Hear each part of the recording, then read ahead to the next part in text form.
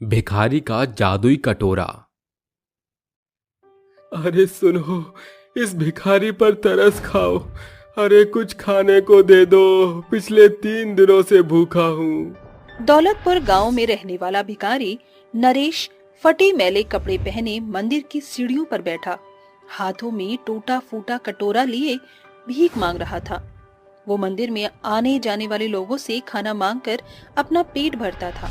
हे भगवान, क्या तूने मेरे हाथों में ये कटोरा आजीवन भिखारी बनने को थमाया है?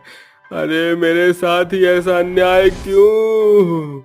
एक धनी व्यक्ति खिचड़ी की केतली लेकर मंदिर की सीढ़ियों पर बैठे सभी भिखारियों को खाना देता है। नरेश भी अपना कटोरा आगे कर देता है। वो उसका कटोरा खिचड़ी से भर देता है। ये देख नरेश बेहद खुश होता है। शुक्रिया भगवान, तूने आज फिर इस भिखारी के पेट भरने का प्रबंध कर दिया। नरेश जैसे ही एक निवाला खाता है कि कुत्ता उसके कटोरे में मुंह मार देता है। लगता है ये खाना तेरे भाग्य का है। भिखारी अपने खाने का कटोरा कुत्ते के आगे परोस देता है और उसके खा चुकने के बाद भिखारी मंदिर के पास बने हैंडपंप पर उस कटोरे को धोने लगता है कि अचानक उसे कटोरी में छेद नजर आता है।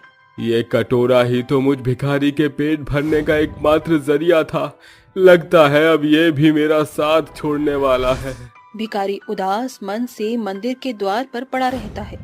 फिर आधी रात भिखारी भूख से छटपटाते हुए कहता है, भूख से मेरी आंतें सूखने को हो रही हैं। लगता है आज तो मेरी जान निकल ही जाएगी। उसी रात गांव में मूसलाधार बरसात शुरू होती है। आसमान में छाए काले बादल छटने का नाम ही नहीं ले रहे थे। लगातार 4 दिन बरसात के कारण कोई भी गांववासी या व्यक्ति मंदिर में दर्शन के लिए नहीं आता। हे ईश्वर, अब मुझसे और भूख बर्दाश्त नहीं होगी। बहुत परीक्षा हो गई। या तो मुझे भोजन दे या मेरी जान ले ले। अचानक बरसात की फुहार रुक जाती है और उसे एक तपस्वी अपनी तरफ आता दिखाई पड़ता है, जिसे देख भिखारी कहता है, रुको बाबा, इस भिखारी को कुछ खाने को दे दो। पिछले 4 दिनों से अन्न का एक दाना भी मेरे पेट में नहीं गया। क्षमा करना, लेकिन मेरे पास इस कमंडल के सिवा तुम्हें देने को कुछ भी नहीं। ये कहकर वो तपस्वी आगे बढ़ जाता है। फिर वो रुककर कहता है, मेरे पास इस भिखारी को देने के लिए भोजन भले ही नहीं है, पर वरदान तो है। तपस्वी भिखारी के पास आकर उसके कटोरे को निहारने लगता है। क्या हुआ बाबा, आप फिर से यहाँ? मेरे पास तुम्हें देने को भोजन तो नहीं, लेकिन मैं तुम्हें वरदान देता हूँ कि इसी क्षण से तुम्हारा ये कटोरा एक जादुई सोने के कटोरे में बदल जाएगा। जो कुछ भी तुम इसमें डालोगे वो 10 गुना हो जाएगा, चाहे वो अन्न हो, रत्न हो या धन हो। ये कहकर तपस्वी वहाँ से चला जाता है और भिखारी उसका ठट्टा करते हुए कहता है, ये बाबा मुझ भिखारी को चूना लगा गए। मेरा टूटा फूटा कटोरा भला जादुई कैसे बन सकता है? फिर वो अपनी जेब टटोलता है और उसी एक सिक्का मिलता है। उस तपस्वी की बात में कितनी सच्चाई थी, अभी जान पड़ेगा। भिखारी जैसे ही कटोरे में सिक्का डालता है, उसका कटोरा चमचमाते सोने के जादुई कटोरे में बदलकर 10 सिक्कों से भर जाता है। ये देख भिखारी का मुंह खुला और आंखें फटी रह जाती हैं। इसका मतलब ये तपस्वी एकदम सत्य कह रहा था। यह एक जादुई कटोरा है। अगले दिन एक धनी व्यक्ति मंदिर में चढ़ावा चढ़ाने आता है और सभी भिखारियों को अच्छा खाना देता है। अरे भाई, अपना कटोरा आगे करो। आज इतने अरसे बाद मुझ भिखारी को कुछ अच्छा खाने को मिला है, लेकिन ये तो बहुत ही कम है। इतने में पेट का एक कोना भी नहीं भरेगा। मेरे जादुई कटोरे, इसे खाने को 10 गुना बना दे। अचानक जादुई कटोरे का आकार 10 गुना बड़ा होकर सोने में बदलते हुए ढेर सारा खाना प्रकट करता है। अब तो मैं मजे से खाऊंगा। ये देख सीढ़ियों पर बैठे बाकी भिखारी भी उस कटोरे के खाने पे टूट पड़ते हैं। शुक्रिया नरेश, आज तेरे जादुई कटोरे के कारण हम सभी को भरपेट स्वादिष्ट खाना खाने को मिला है। तुम सभी जन ही तो मुझ अनाथ भिखारी का परिवार हो। भरपेट खाने के बाद भिखारी रात में चैन की नींद सो जाता है।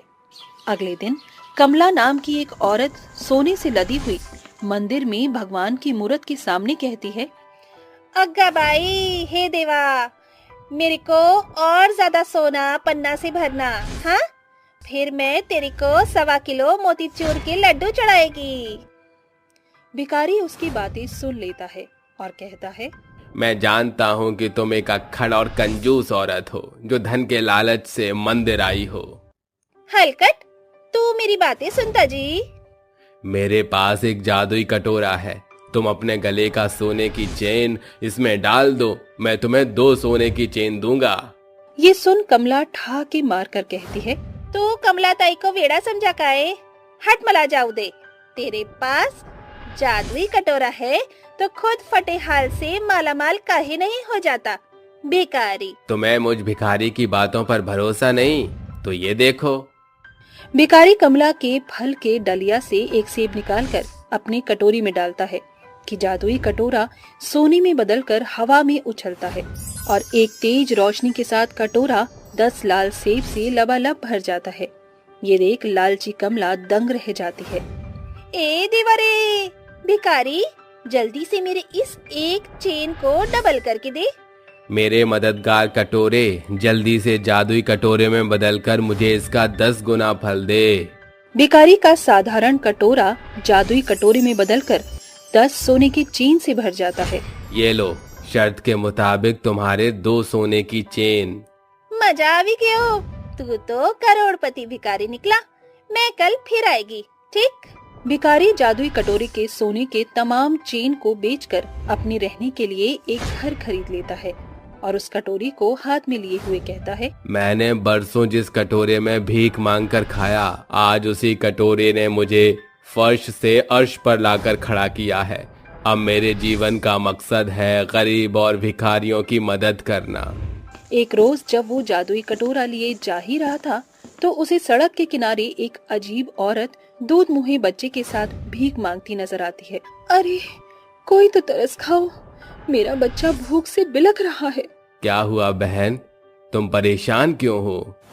मेरा बच्चा भूख से तड़प रहा है। पिछले 3 दिन 3 रात से मेरे पेट में कुछ भी नहीं गया, इसीलिए इसे दूध नहीं मिल रहा। मेरी मदद करो। तुम्हारे पास कुछ है? मेरे पास सूखी रोटी का यही एक टुकड़ा है। इतना ही काफी है, लाओ इसे मुझको दे दो। वो उस सूखी रोटी के टुकड़े को कटोरी में डालकर कहता है, मेरे जादुई कटोरे, मुझे इस भूखे के लिए भोजन दो। जादुई कटोरा रोटी के एक टुकड़े को 10 ताजी रोटी में बदल देता है। तुमने ये कैसे किया? ये एक जादुई कटोरा है, हम जो कुछ भी इसमें एक डालेंगे वो 10 गुना हो जाएगा। मैं आपकी एहसानमंद हूँ जो आपने मुझे भोजन दिया, शुक्रिया। कुछ दूर आते ही उसे एक छोटी लड़की भीख मांगती दिखती है। वो दौड़कर उसके पास आती है। अंकल, कुछ पैसे दे दो। बेटा, मुझे अपना एक सिक्का दोगी? हाँ, ये लीजिए। नरेश उस सिक्के को कटोरे में डालकर कहता है, मेरे जादुई कटोरे, जल्दी से मुझको ढेर सारे सिक्के दे। भिखारी का कटोरा सोने के चमचमाते जादुई कटोरे में बदलकर सिक्कों से एकदम भर जाता है। ये लो, ये सारे सिक्के तुम्हारे लिए। शुक्रिया अंकल। जरूरतमंद की मदद के बाद अंत में भिखारी सुकून भरी मुस्कान के साथ गुनगुनाते हुए कहता है, किसी की मुस्कुराहटों पे हो निसार, किसी का दर्द मिल सके तो ले उधार, किसी के वास्ते हो तेरे दिल में प्यार, जीना इसी का नाम है। अरे भाई, दूसरों के लिए जीना ही असल मायने में जिंदगी है। जादुई सोने का टॉयलेट। रात का समय होता है। एक हरिया नाम का आदमी एक टॉयलेट से बाहर आते हुए उसका दरवाजा लगाता है। हरिया के हाथ में ढेर सारा पैसा, सोना और हीरे होते हैं। आखिरकार मुझे सोना, पैसा, हीरा मिल ही गया। जंगल की देवी माँ, तेरा बहुत बहुत शुक्रिया। ऐसा कहकर हरिया वहाँ से चला जाता है और सीधा हॉस्पिटल जाकर रुकता है। हरिया हॉस्पिटल में जाकर डॉक्टर को सोना, पैसे, हीरे देते हुए कहता है, डॉक्टर साहब, ये लीजिए आपकी फीस। अब मेरी पत्नी का इलाज कर दीजिए और उसे बचा लीजिए। मेरा उसके अलावा इस दुनिया में और कोई नहीं है। तुम्हें चिंता करने की कोई जरूरत नहीं है, हम तुम्हारी पत्नी को कुछ नहीं होने देंगे। तभी डॉक्टर मिलकर हरिया की पत्नी सुनैना का इलाज करना शुरू कर देते हैं। सुनैना को काफी समय से कैंसर होता है, जिसकी वजह से उसकी हालत बहुत ज्यादा खराब हो जाती है और कई घंटों तक उसका इलाज चलता रहता है। पूरे 38 घंटे बाद डॉक्टर हरिया के पास आते हैं और उनसे कहते हैं, घबराने वाली बात नहीं है, अब तुम्हारी पत्नी खतरे से बाहर है, कुछ ही समय में वो बिल्कुल ठीक हो जाएगी। ये सुनकर हरिया बहुत खुश होता है, जिसके बाद वो देवी माँ को याद करते हुए कहता है, हे देवी माँ, तुम्हारा बहुत बहुत शुक्रिया। आज अगर तुम ना होती तो पता नहीं मैं अपनी पत्नी को कैसे बचा पाता। ये कहकर हरिया अपनी पत्नी सुनैना के लिए उसकी जरूरत का सामान ले आता है। देखते ही देखते रात हो जाती है, जिसके बाद हरिया फिर से टॉयलेट के पास जाता है और टॉयलेट का दरवाजा खोलता है। जैसे ही वो दरवाजा खोलता है, उसके अंदर एक सोने का टॉयलेट बना होता है। हे मेरे जादुई टॉयलेट, मुझे सोना, पैसा, हीरे चाहिए। हरिया के इतना कहते ही जादुई सोने के टॉयलेट के अंदर से सोना, पैसा, हीरे निकलकर बाहर आ जाते हैं, जिसके बाद हरिया वो सब इकट्ठा करके टॉयलेट को बंद कर देता है और उन्हें ले जाकर उनका एक बहुत अच्छा घर खरीदता है। जब सुनैना मेरा इतना प्यारा घर देखेगी तो वो बहुत खुश हो जाएगी। जैसे ही सवेरा होता है, हरिया अपनी पत्नी सुनैना को हॉस्पिटल लेने चला जाता है, जिसके बाद वो सुनैना को हॉस्पिटल से जब घर लेकर आता है तो सुनैना उससे कहती है, अजी ये हम किसके घर आ गए हैं? ये घर तो हमारा नहीं है। अरे यही तो हमारा घर है, ये मैंने तुम्हारे लिए खरीदा है। लेकिन इस घर को खरीदने के लिए तुम्हारे पास पैसे कहाँ से आए और तुमने मेरा इलाज कैसे करवाया? सुनैना के सवाल जवाब से हरिया घबरा जाता है और हकलाते हुए कहता है, अरे ये हमारा ही तो घर है। दरअसल मेरी अच्छी कंपनी में नौकरी लग गई है और सैलरी भी बहुत अच्छी है, इसलिए मैंने घर खरीद लिया। ये सुनकर सुनैना को थोड़ा अजीब लगता है, लेकिन वो बहुत खुश होती है, जिसके बाद वो दोनों घर में रहने लगते हैं। लेकिन उस घर में खाने पीने के लिए कुछ भी नहीं होता। जिसके बाद जैसे ही रात होती है, हरिया रात के समय फिर से टॉयलेट के पास जाता है और उसका दरवाजा खोलकर सोने की टॉयलेट से कहता है, ऐ मेरे जादुई टॉयलेट, मुझे सोना, पैसा, हीरे चाहिए। हरिया के इतना कहने के बाद उसके अंदर से सोना, पैसा, हीरे निकलकर बाहर आ जाते हैं, जिसके बाद वो उन सभी को इकट्ठा करता है और टॉयलेट को बंद करके वहाँ से चला जाता है। वो उनसे घर का राशन और घर की जरूरत का सामान ले जाता है और ये सब देखने के बाद उसकी पत्नी सुनैना उससे दोबारा पूछती है, अजी आपके पास इतना सारा पैसा कहाँ से आ रहा है? पहले तो हम लोग एक झोपड़ी में रहा करते थे और अब ये महल जैसा घर, ये सब कैसे हुआ? हरिया जब सुनैना के इतने सारे सवाल सुनता है तो उसे ना चाहते हुए भी जादुई सोने के टॉयलेट के बारे में बताना पड़ता है। अरे जब तुम्हारी तबीयत बहुत ज्यादा खराब थी तो मैं तुम्हें हॉस्पिटल में एडमिट करवाने के लिए लेकर गया। वहाँ डॉक्टर्स ने मुझे बहुत सारा पैसा मांगा, लेकिन मेरे पास इतना पैसा नहीं था। मैंने हर जगह काम ढूंढा, लेकिन मुझे कहीं काम भी नहीं मिला। बड़ी मुश्किल से एक पब्लिक टॉयलेट को साफ करने का काम मिला। बारिश की वजह से हमारी झोपड़ी भी पूरी तरह तहस नहस हो गई थी, जिसके बाद मैंने उस पब्लिक टॉयलेट में ही रहना शुरू कर दिया। एक दिन मैं जंगल के रास्ते से जा रहा था, तभी मुझे एक बूढ़ी औरत की आवाज सुनाई दी, हे भगवान, कोई मेरी मदद कर दो, कोई मुझे बचा लो। अरे ये क्या लगता है कोई जंगल में परेशानी की हालत में है। हरिया बूढ़ी औरत की आवाज का पीछा करता है, जिसके बाद उसे जंगल की झाड़ियों में एक बूढ़ी औरत जख्मी हालत में मिलती है। अरे आपके शरीर से तो खून निकल रहा है, ये सब कैसे हुआ? एक जंगली शेर ने मुझ पर वार कर दिया, जिसकी वजह से ये सब हुआ। मुझे बचा लो, मैं मरना नहीं चाहती। चिंता मत कीजिए, आपको कुछ नहीं होगा। हरिया जंगल के अंदर से कई सारी जड़ी बूटियां इकट्ठा करके उनका एक लेप बनाकर उस बूढ़ी औरत के जख्मों पर लगा देता है। कुछ ही समय में उस बूढ़ी औरत को जल्दी ही आराम मिल जाता है, जिसके बाद वो बूढ़ी औरत एक देवी में बदल जाती है और हरिया से कहती है, तुम्हारा बहुत बहुत शुक्रिया, तुम्हारी वजह से मेरी जान बच गई। मैं जंगल की देवी हूँ और हमेशा इस प्रकार इंसानों की परीक्षा लेती रहती हूँ। तुम अपनी परीक्षा में पास हो गए हो। बताओ तुम्हें क्या चाहिए? मैंने आपकी मदद लालच में नहीं की थी, आप ठीक हो, मेरे लिए इतना ही काफी है। तुम बहुत अच्छे हो, लेकिन मैं तुम्हें एक वरदान देती हूँ। आज के बाद जिस टॉयलेट में तुम रहती हो वो एक सोने का टॉयलेट बन जाएगा और जब भी तुम्हें जरूरत पड़े तो तुम उस सोने की जादुई टॉयलेट से सोना, पैसा, हीरे निकाल सकते हो। और उसके बाद देवी वहाँ से गायब हो गई और मैं भागता हुआ अपने टॉयलेट के पास पहुँच गया। जैसे ही मैंने उसका दरवाजा खोला वो एक सोने के जादुई टॉयलेट में बदल चुका था और उसी से मैंने तुम्हारे इलाज के लिए सोना, पैसा, हीरे निकाले। मुझे माफ कर दीजिए, आपके पास इतनी धन दौलत देखकर मुझे लगा कि आप किसी गलत काम को करने लगे हैं। मैं नहीं जानती थी कि ये सब आपकी ही अच्छाई का फल है। अरे पगली, भला मैं कोई गलत काम कैसे कर सकता हूँ?